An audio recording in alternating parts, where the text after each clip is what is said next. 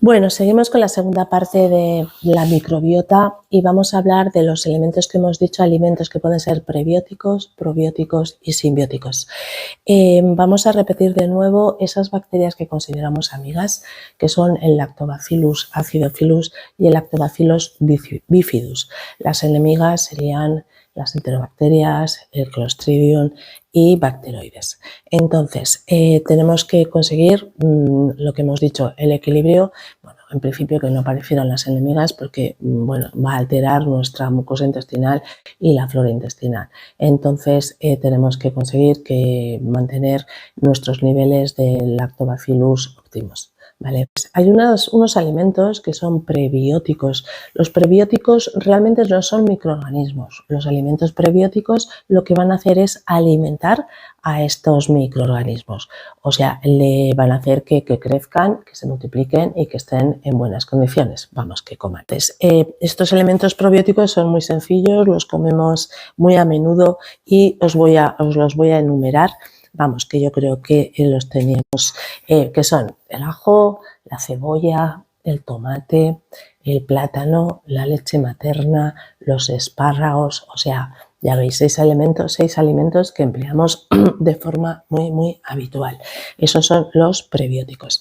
Y no sé si me he dejado alguno, los cereales integrales. Vale. Entonces, esos son los que van a alimentar a los probióticos. Los probióticos son propiamente los organismos que están en nuestro intestino, ¿sí? Entonces, ¿qué alimentos son probióticos? Pues hablamos y se oye siempre mucho, se habla de los yogures, que los yogures tienen miles y montones de bacterias.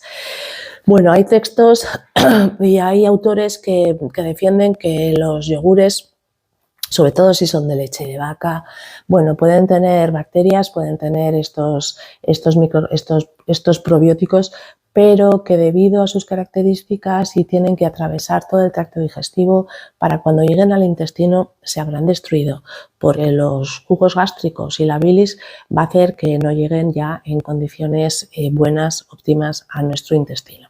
Entonces, primero hablan sobre todo del yogur de leche de cabra. Sí. Luego, como gran probiótico, se habla del kéfir. El kéfir, todos hemos oído hablar del kéfir, son microorganismos, porque son probióticos, son microorganismos y esa es una palabra que procede, es una palabra de la palabra kéfir turca, que quiere decir bienestar. El kéfir se emplea mucho en Rusia y en países del este y más y en otras muchas zonas.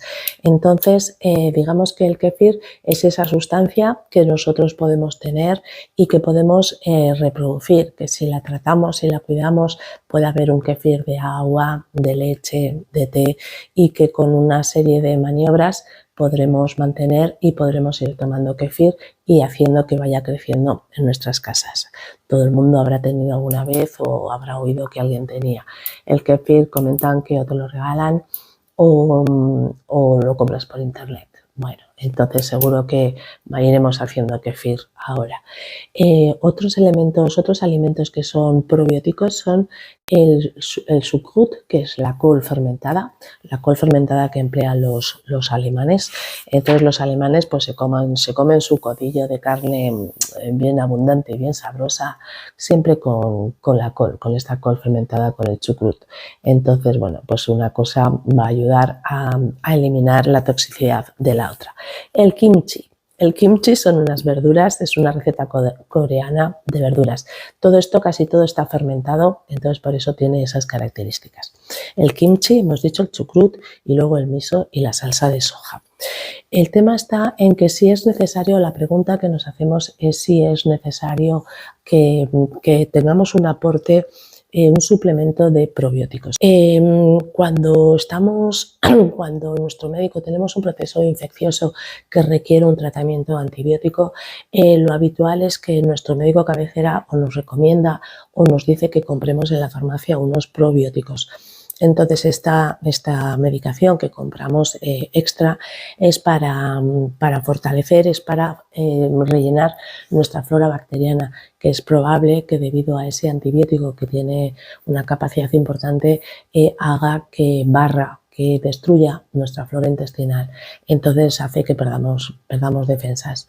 Entonces se suele recomendar la toma de probióticos. Podríamos en estos casos también, bueno, pues ir tomando estos alimentos, los prebióticos que hemos dicho y los probióticos, bueno, pues el kéfir o el yogur o el chucrut o esto que hemos comentado. En otras ocasiones que también sería interesante que los médicos indicaran, es probable que ya lo estén haciendo, en procesos de quimioterapia en los que se produce pues esto, una destrucción o como diríamos, un barrido de células, de muchísimas células de nuestro organismo, dada la necesidad del uso de la quimioterapia, pero produce ese barrido, esa destrucción de células sanas también del organismo. En esos casos, siempre y cuando no esté contraindicado, sería interesante el uso, la toma de probióticos.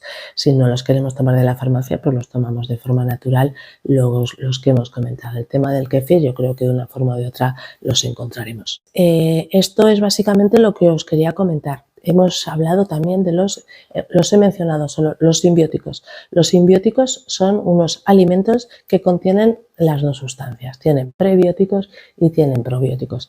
Os puedo decir, pero bueno, es una salsa de soja, tamari. Quien dice que es el que tiene, que es simbiótico, o sea, que tiene ambos tipos de elementos. Bueno, entonces, que tengamos en cuenta que tenemos, así haciendo un resumen de las dos sesiones, tenemos un órgano que se llama microbiota o microbioma, que constituye cerca de 2 kilos de nuestro organismo y que forma parte de nuestro sistema inmune. Es fundamental para nuestro sistema inmune. Tenemos células buenas, tenemos células amigas y células enemigas, bacterias amigas, perdón, y bacterias enemigas. Tenemos que mantener a las amigas, que son los lactobacillus, en buenos niveles para que nuestro organismo y para que todo funcione bien. Tenemos alimentos que unos son prebióticos, otros son probióticos y los simbióticos que tan apenas hemos mencionado, que son los que nos pueden ayudar a mantener esta flora. Hay ciertos alimentos como son las carnes rojas, las grasas y algunos lácteos que aumentan ese número de células no deseadas, de las células enemigas. Con lo cual tenemos que tener en cuenta que la alimentación que hagamos es importante para mantener unos niveles correctos de este órgano, de estos microorganismos. Bueno, espero que os haya servido de algo, yo creo que es sencillo, ¿no? Vale, pues esto es todo por hoy. Os deseo que paséis buena semana y nos vemos en la próxima, ¿vale? Un saludo, adiós.